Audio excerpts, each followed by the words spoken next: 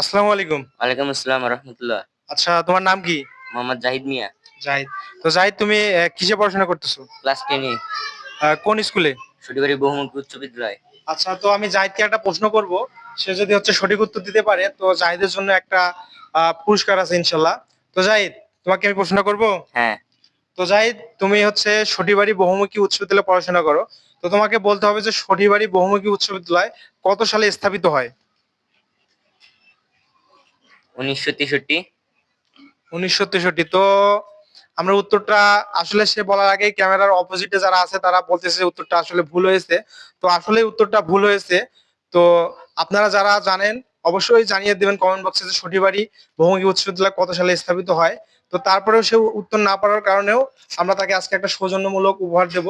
তার আগে বলি যে আজকের ভিডিওটা স্পন্সর করেছে শৈলী ঔষধ বাড়ি, 1 নং বাজার রোড, ফলাটি সংলগ্ন।